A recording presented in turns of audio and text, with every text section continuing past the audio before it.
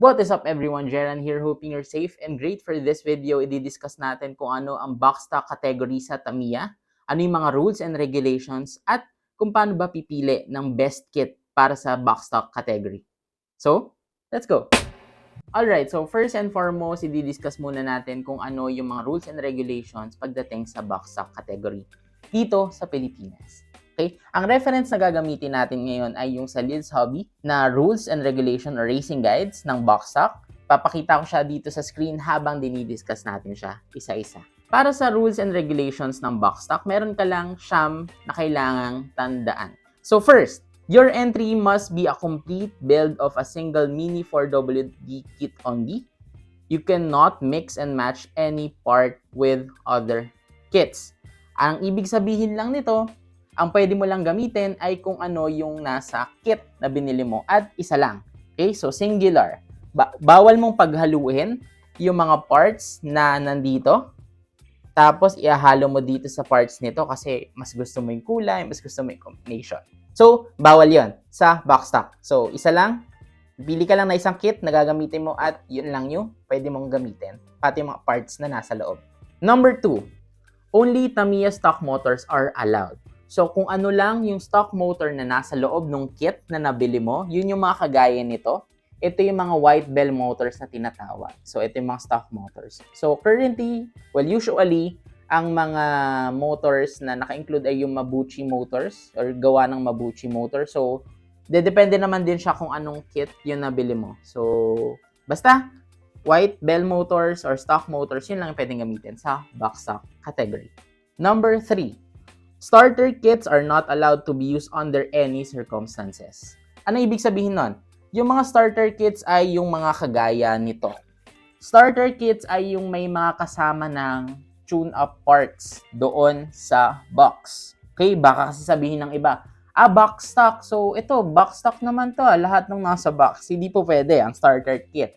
Kasi, syempre, may advantage ka sa ibang players or racers natin. Kasi may mga tune-up parts to, kagaya ng mga dampers, kagaya ng mga FRP plates, yan. So, kaya hindi po pwedeng gamitin yung mga ganitong kits or starter kits. Number 4, kits must be built as per instructions. Ano ibig sabihin na? So, every kit na binili mo sa Tamiya ay merong kasamang ganito na paperwork. So, ito yung guide kung paano mo i-build yung Tamiya. Exactly kung ano yung sinabi dito sa guide, ganun mo siya dapat i-build. Ganun mo dapat susundin yung pagbubuo mo ng kotse mo. Number 5, polycarbonate cowls can be painted. Other cowls do not need to be painted. Ano ba yung mga polycarbonate cowls? Polycarbonate cowls are yung mga clear cowls na mga kagaya nito. So, pwede mo siyang gamitin, although, kailangan naka-paint or somewhat merong distinction. Other cowls, hindi na kailangang i-paint. However, punta tayo sa number 6, kailangan nakadikit yung stickers. Okay? So, kailangan lahat ng stickers na nandito ay nakadikit dun sa iyong kotse. And number 7 naman, tuloy-tuloy na tayo, racer name must be affixed at the bottom of the car. So, every sticker ng Tamiya, merong kasamang ganito. Itong white sa baba, yung may name. So, yan na yung gagamitin mo na ididikit mo sa ilalim ng iyong kotse. So, sulatan mo ng pangalan mo, ilagay mo dun sa ilalim ng kotse mo. Number 8, tune-up parts or upgrade parts cannot be used. Ano ba yung mga tune-up parts? Tune-up parts, yung mga FRP plates, yung mga high-grade carbon plates, yung mga damper, yung mga rollers na aluminum. So, basically, ang tatandaan mo lang naman is kung ano talaga yung rollers na kasama dito sa loob ng box, yun lang yung pwede mong gamitin. And last, number 9. Unless otherwise stated, only alkaline batteries can be used. Ano ba yung mga alkaline batteries? Yun yung mga non-rechargeable batteries. Mga Eveready, Duracell, Energizer na non-rechargeable or alkaline. So, yun yung mga batteries na pwede mong gamitin. Although, merong mga racing center na pinapayagan na rechargeable batteries yung gamitin, pero it varies, no, from racing center to racing center. Okay, so yun yung rules and regulations ng box stock category dito sa Pilipinas. Ngayon, pag-uusapan naman natin is paano ba pumili ng best kit para sa box stock category. Ang una niyong tatandaan is not all kits are created equal. Ano ibig sabihin nun?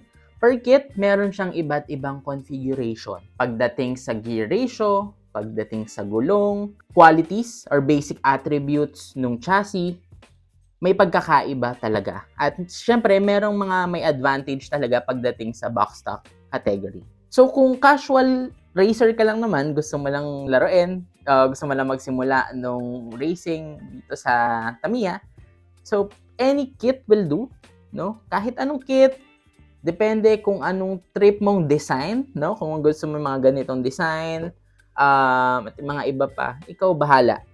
Okay? Lahat naman ng box stock kit ay pwede sa box stock category.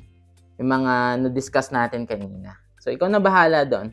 Although, may mga kits akong i-recommend sa inyo para meron kang slight advantage doon sa mga ibang racers. So, una mong titingnan, pagdating mo sa box stock or pag naghahanap ka ng box stock, titignan mo kung ano yung mga inclusions. Usually, box stocks or yung mga kits na nasa around 650 pesos and above, yun yung may mga additional whistles. Kumbaga, ano ibig sabihin nun? Kagaya nitong Dual Rage Junior, nagkakahalaga to ng 698 pesos. Well, depende sa shop na pagbibilahan mo.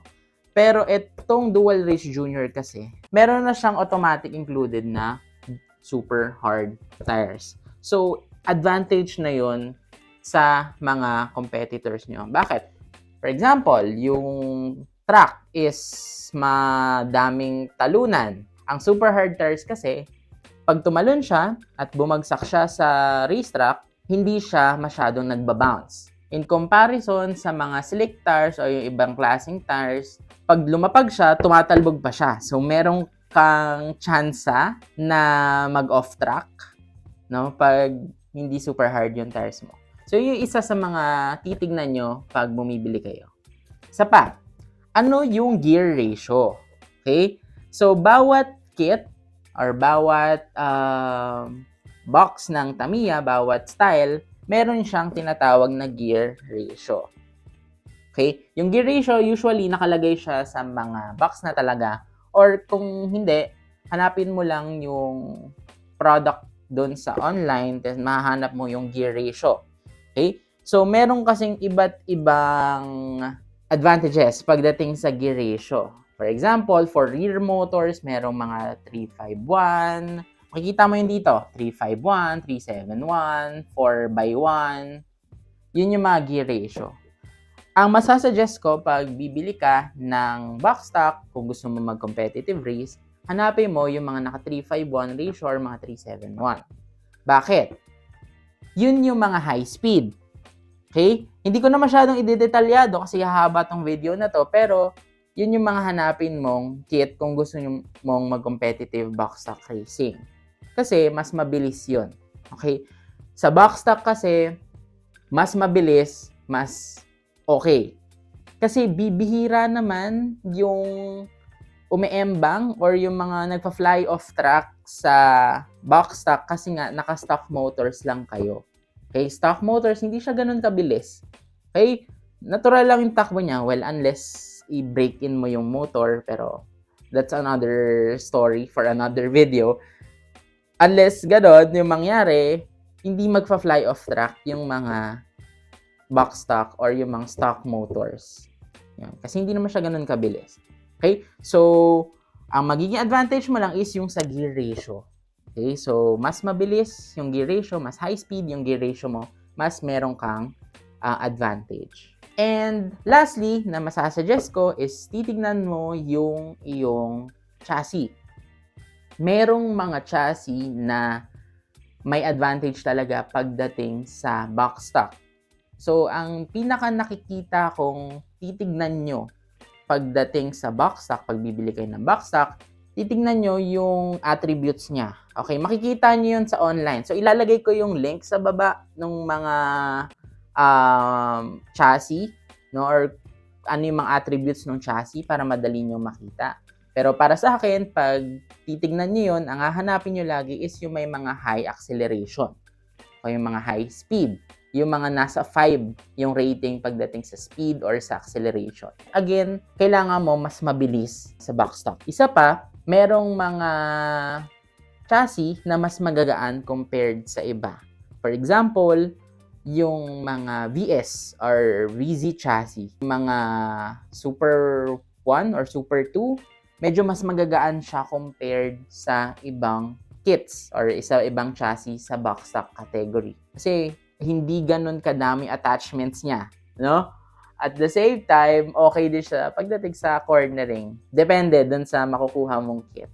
Pero yun yung mga nakikita ko. For me, personally, ang nakikita kong laging nananalo pagdating sa box stock ay yung mga nasa VS chassis.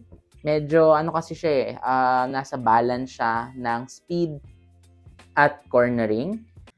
So, yun yung mga nakikita ko. So, usually, kung ako compete ako sa box stock, ang titingnan ko lagi ay yung mga VS or either Super 2. High speed yung gear ratio. Maganda yung tires, either hard, super hard yung titingnan ko. At syempre, kung magaan, yun yung mga pipiliin kong chassis. So, yun lang yung mga dapat nyong tandaan kung kayo ay mag-race or magko-compete sa box stock category. That's my opinion. Okay? Yun yung opinion ko kasi yun yung mga na-observe ko pagdating sa mga kits or sa mga Tamiya sa box stock category. So, kung okay na kayo doon, ready na kayong mag-race sa box stock category. And by the way guys, nagbebenta rin pala ako ng mga kits. Kung gusto nyo bumili, hit me up on my Facebook page. Ilalagay ko yung link sa baba. Chat nyo lang ako doon kung gusto nyo bilhin. At nagpaparaffle din tayo every week. So, stay tuned lang dun sa page natin para makasali kayo. And magaganda yung prizes natin. So, check nyo yung mga raffles natin. Yun lang guys. Thank you so much for watching this video. If you like this video, just click on that like button and subscribe to my channel for more stuff like this. And, well, I'll see you on the next one.